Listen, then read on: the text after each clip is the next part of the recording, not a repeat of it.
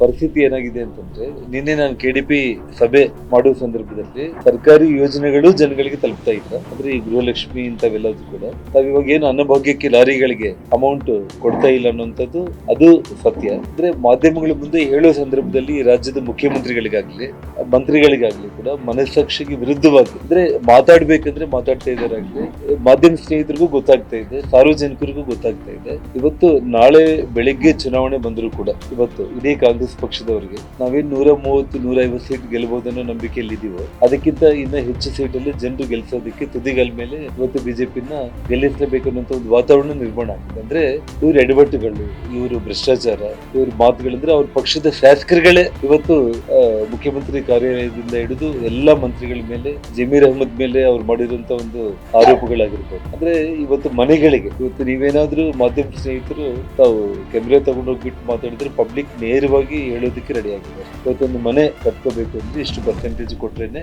ಮನೆ ಅಂತ.